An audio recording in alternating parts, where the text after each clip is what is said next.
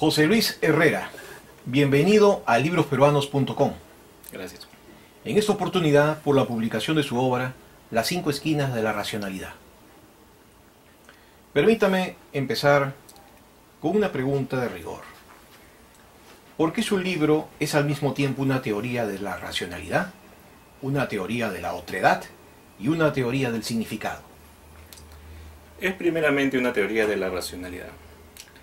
Pero al establecer los elementos para estudiar la racionalidad en general y en particular racionalidad andina, fue necesario hacer un análisis del quechua que transgrediera los elementos gramaticales y sintácticos habitualmente estudiados en las escuelas lingüísticas.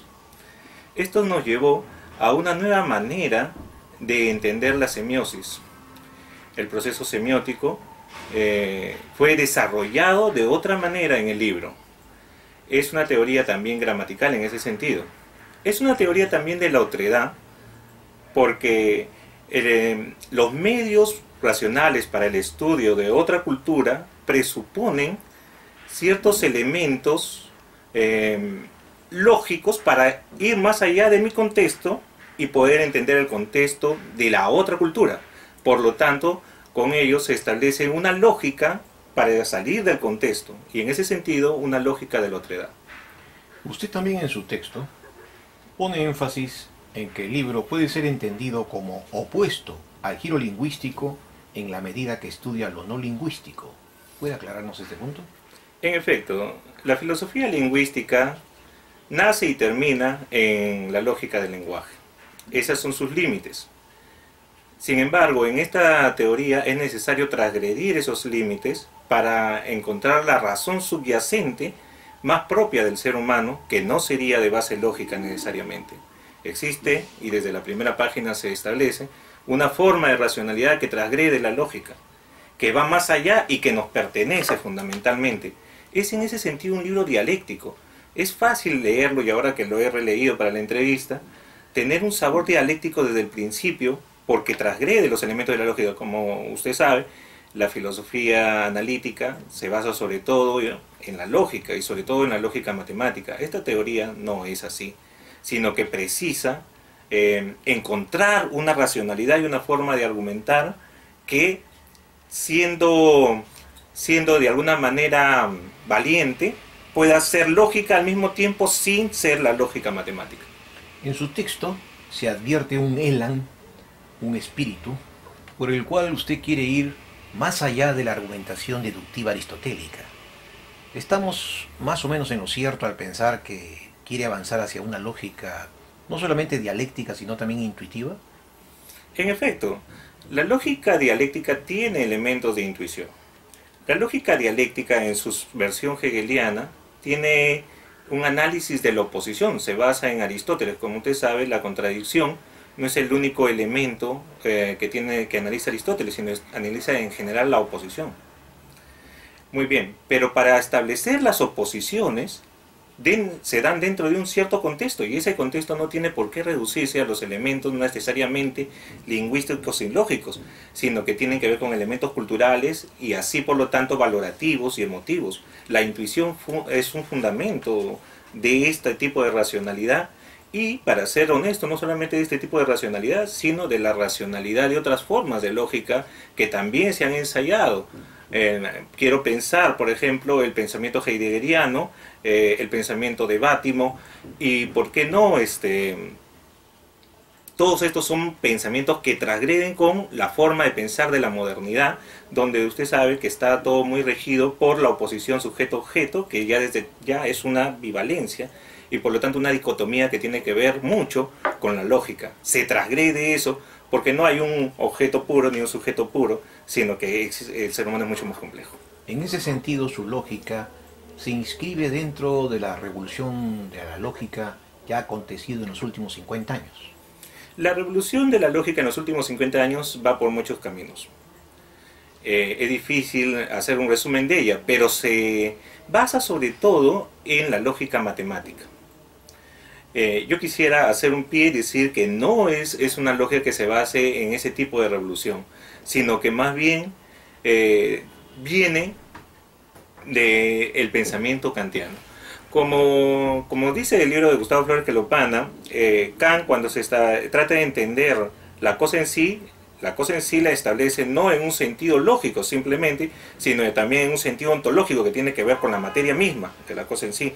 No es solamente un posicionamiento, la cosa en sí, un posicionamiento lógico, de aquello que está más allá de lo que es la sensación y las potencias humanas en las categorías.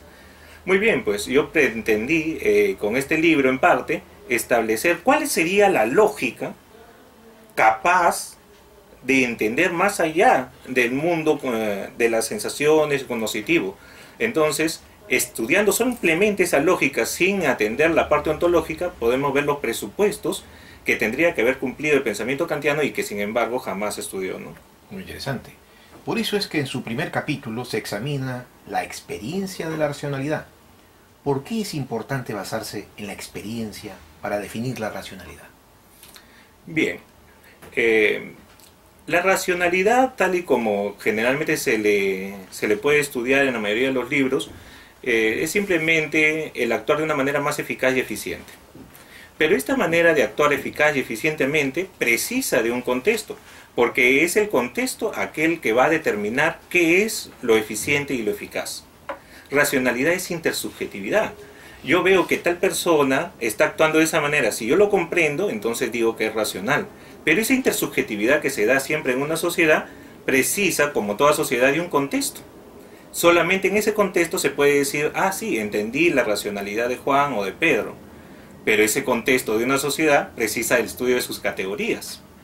Por lo tanto, la racionalidad no puede de ninguna manera reducirse y decirse en forma abstracta y general es simplemente eficacia y eficiencia, sino que precisa el estudio de las categorías. Y esas categorías a su vez precisan un automirarse a sí mismo, ¿no? Una reflexión sobre el propio pensar, porque solamente así podemos nosotros salir de nuestras propias categorías y, extrañándonos de ellas, entender las categorías del otro y poder ir a la racionalidad, en este caso, por ejemplo, la racionalidad andina. Pero ¿por qué no? También otros tipos de racionalidades, china o de otros hindú, y también la racionalidad histórica, otra época, otro tipo de personas. Justamente a eso vamos a ir en el segundo capítulo de su tan interesante libro, que es un aporte original, una reflexión original y personal de lo que es la lógica entendida en toda su extensión. En su segundo capítulo coexisten dos temas: la racionalidad andina y el lenguaje subyacente en el quechua, aymara y jácaro. Y ambos temas nos conducen hacia lo que usted llama el apriorismo cultural. ¿En qué consiste este apriorismo? Bueno, existen ciertos a priori culturales. Como todos sabemos, los a priori son elementos que están antes de la experiencia, por ejemplo. Pero existen algunos elementos que se captan desde tan corta edad que funcionan como a priori, como si fueran de hecho biológicos y dados en las personas, de tal manera que conforman una manera de pensar de las personas de esa cultura y ya no vuelven a ser cuestionados. En ese sentido se dice un apriorismo cultural. En el segundo capítulo, como bien has dicho, hay un análisis de la subyacente lógica que existiría en estos idiomas y posiblemente en otros, porque no he podido estudiar todos, según los cuales he encontrado existe relación con las paradojas lógicas y por lo tanto con un ordenamiento y una racionalidad interesante ahí que no ha sido estudiada por los lingüistas, porque para haberlo estudiado siendo justos ellos tendrían que haber de alguna manera establecido una revolución con el pensamiento lingüístico general, ¿no? No es estudiar en ese sentido. Efectivamente. El tercer capítulo aborda el gran tema de la unificación de la semiótica de Saussure con la semiótica de Peirce. Usted lo resuelve mediante el pensamiento fúndico, que es el signo en dicho pensamiento, y cómo se vincula la racionalidad andina con la semiótica en general. Bien, en realidad Peirce había establecido ya que en el proceso semiótico se da una especie de cadena infinita de semiosis. Una semiosis es un acercamiento al significado, otro acercamiento mayor y así sucesivamente. Eso mismo se da en el pensamiento quechua. Existe también un relacionismo. Cuando uno estudia el quechua se da cuenta que se obvian en las oraciones los sujetos y se establecen por el contrario una serie de relaciones. Por ejemplo, digo, en lugar de Juan, digo de María, su esposo, ¿no? Esa constante relación de relacionar uno con otro forma cadenas. Cadenas que se semejan a las cadenas semióticas que ha estudiado Peirce. Bien, estableciendo una crítica al pensamiento de Peirce y al pensamiento de Saussure, yo establecí una nueva teoría del significado en la cual el signo viene a ser semejante a una X en una ecuación que se puede resolver, por lo tanto. Pero la X en la ecuación a veces se resuelve y a veces no. Cuando se resuelve, se dan los casos de solución de Peirce y de Saussure, pero cuando no se resuelve, quedaría aquel elemento que, habiéndose establecido dentro del pensamiento con cierta racionalidad, sin embargo no puede ser absuelto, que es lo que las personas en filosofía intuyen, lo que la persona creativa quiere ver pero no llega a tener el significado todavía, y que transgrede el contexto. En su máxima expresión es el ser, ¿no? Esta forma de pensar también es estudiada ahí. Es interesante porque los semiotas han estudiado el proceso semiótico como si siempre tuviera que cumplirse. Sin embargo, acá se establece las posibilidades en que se cumple y las posibilidades en que no se cumple. Como este proceso semiótico es fúndico, es decir, es una relación de relaciones hasta el infinito, quiere decir que la persona que pensaría con esta forma de pensar realmente relacionaría todo con todo, que es típico del pensamiento andino y de muchas culturas en general de América. Su cuarto capítulo trata de la lógica intercontextual. Trata de iluminar algo que desborda la lógica de la verdad y que atañe a la lógica de la discusión. Ello lo lleva a rechazar al Wittgenstein del Tractatus. Pero ¿cómo de lo que no se puede hablar es mejor no callar? Bien, Wittgenstein es un ejemplo clásico de un pensamiento que pretende, a partir de ciertas nociones internas, establecer los límites de su propio pensar. Pero, ¿en realidad somos así los seres humanos? Yo pienso que no. El mismo hecho de pretender establecer los límites implica que en el fondo se tiene una añoranza de aquello que está fuera del límite, y en cierta forma lo siguiente y en cierta forma lo piensa.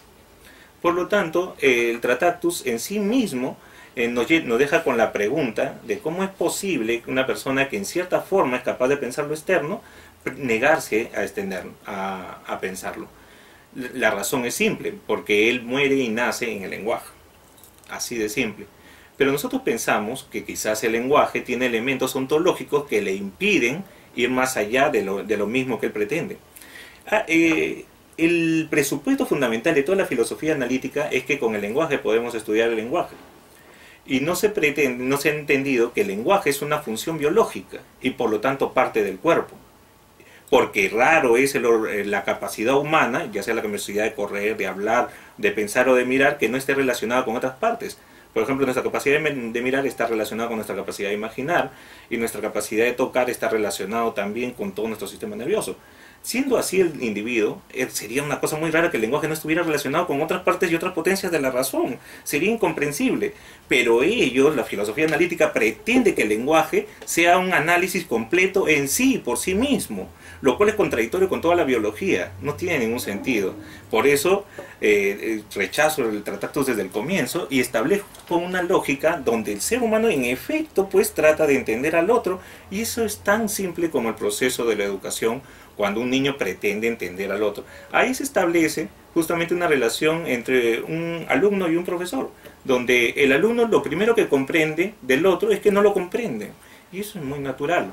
Pero comprender que no se comprende no es, como han pretendido los analíticos, el fin de la discusión y una contradicción, sino es el comienzo del entendimiento. En el último y quinto capítulo, usted, en un esfuerzo por abordar la racionalidad de la interpretación, explica la esencia del pensamiento dialéctico a través de la certeza. Pero ¿cómo lo cierto puede explicar lo que está en permanente cambio? Bien, la certeza es el pensamiento fundamental de la modernidad. La modernidad, en lugar de basarse en lo que es en las ontologías, ha puesto por delante la certeza. Esto lo vemos en Descartes.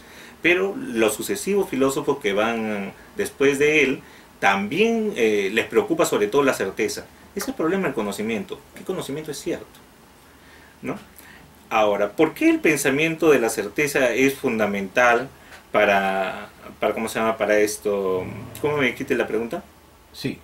¿Cómo lo cierto puede explicar lo que está en permanente cambio?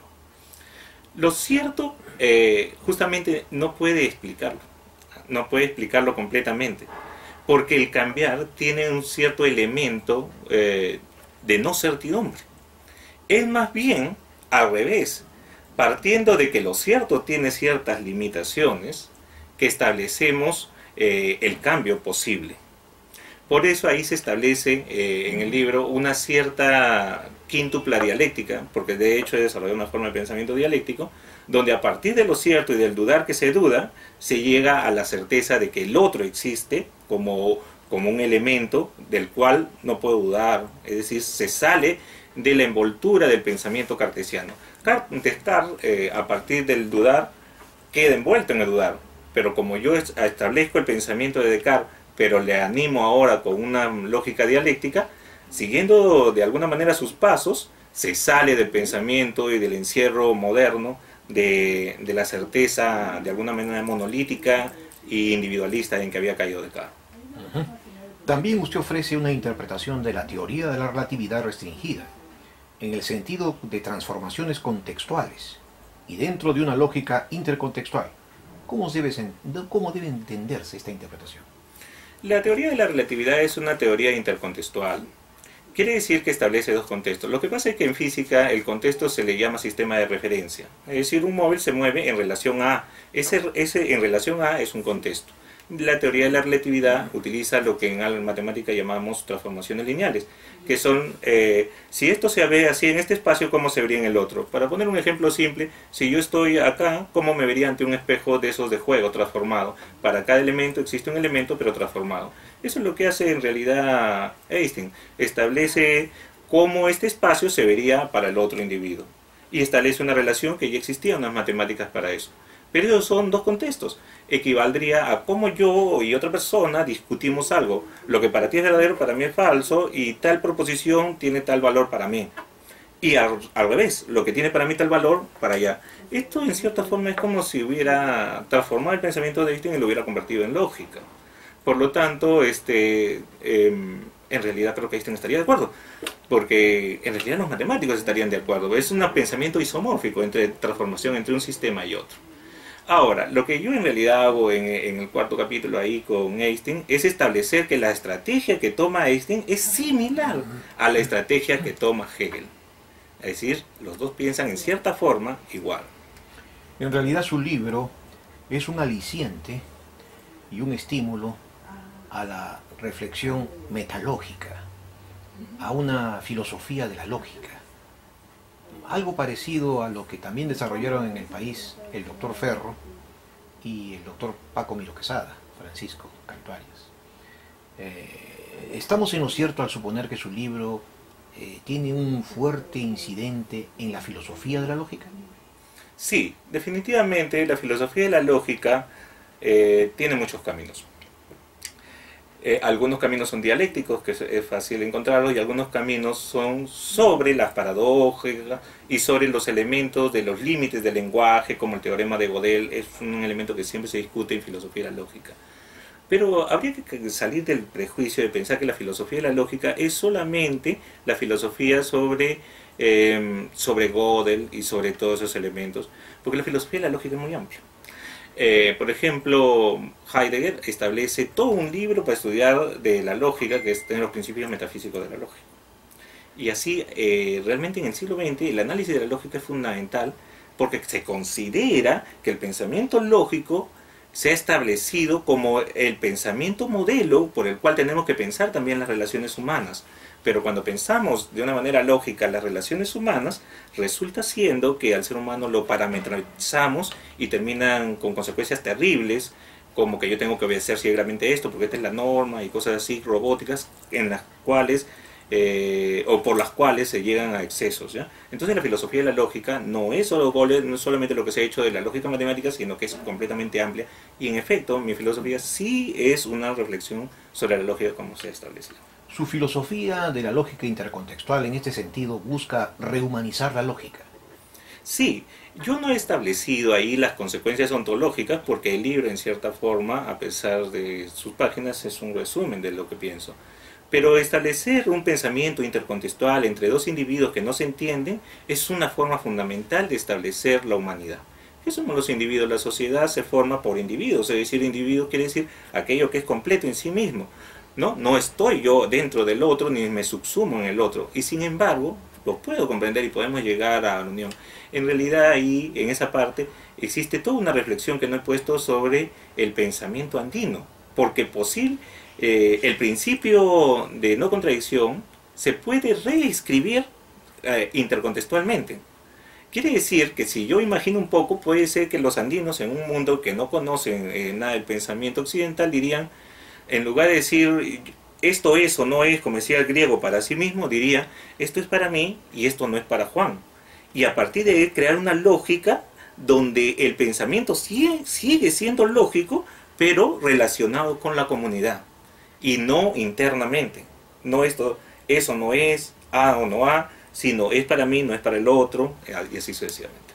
Finalmente, el libro concluye afirmando el carácter universal de la racionalidad andina. ¿En qué estriba su universalidad? Estriba en varios elementos. Fundamentalmente, acá la cuestión es que el pensamiento andino no es particular de los andinos, en un sentido y en otro sentido sí lo es. Es particular de los andinos en su desarrollo, la forma, cómo se ha desarrollado ese pensamiento, pero en general es un pensamiento metafórico. Es un pensamiento que busca salir del contexto y es un pensamiento donde la racionalidad es limitada. Estos elementos se dan en todas las culturas y estoy seguro que se encontrarán en otros lados. Existen rasgos fundamentales para hallarlo. Por ejemplo, el tiempo cíclico que se ha establecido y que yo lo establezco como categoría, no como una propiedad social, se da también en otras culturas como los mayas o como los hindúes o como los griegos antiguos del tiempo homérico o como también los chinos. Y también está en prácticamente todas las culturas africanas, ancestrales. Es fundamental, ahí está en todos. Pero esto no es simplemente un rasgo así, sino que yo establezco los elementos lógicos que tiene la racionalidad cíclica, el pensamiento cíclico. ¿Qué significa pensar cíclicamente? El tiempo cíclico significa que yo estoy a la espera de algo que va a venir y que va a aclarar mi mundo, un pachacutí. Por eso esto se va a renovar, va a renacer, va a volver a ser. Pero si pienso así, entonces estoy diciendo implícitamente que todo no está claro. Porque si viene algo de afuera a renovar, entonces mi mundo no es completamente claro. No estoy hablando del P o no P, no estoy hablando de la lógica conjuntista. Quiere decir que hay una forma de racionalidad diferente ahí. Y esa forma de racionalidad diferente se da en todas las culturas, porque todas tienen tiempo cíclico. Entonces tiene elementos lógicos esto de pensar el tiempo cíclico. No es simplemente un rasgo más, sino es un rasgo lógico que mantiene elementos ontológicos además. Y que de esa manera nos unifica con el resto del mundo. Pero el desarrollo que han hecho los andinos de él es el desarrollo particular, general, y que tengo la suerte de siendo peruano haber podido estudiar a mayor detalle, porque acá la cultura andina sigue estando viva y siguen sus elementos. Existe el quechua, la aymara, el jacaro, que son elementos fundamentales que nos permiten estudiarlo desde el punto de vista lingüístico y al mismo desde el punto de vista social. Entonces podemos establecer las relaciones con completa claridad. ¿Y sería posible una filosofía ancestral? Por supuesto que sería posible, pero la razón para establecer una filosofía ancestral, una filosofía de los mitos, una filosofía no basada en la lógica, hay que establecer cuáles son los elementos por los cuales es posible expresarse esas tesis en ello. En un mito el elemento fundamental es la metáfora, pero la metáfora es aquel elemento que uniendo dos a través de la comparación. Son dos contextos entonces que se quieren establecer. El análisis de la forma lógica, cómo se establecen las metáforas, es algo por hacer todavía, ¿no? Pero era fundamental establecer un primer libro que de alguna manera mostrar la relación entre los contextos para poder así hacer un análisis lógico de la metáfora y a partir de ello un análisis lógico de los mitos. En nombre de librosperuanos.com, José Luis Herrera, lo felicitamos por este brillante aporte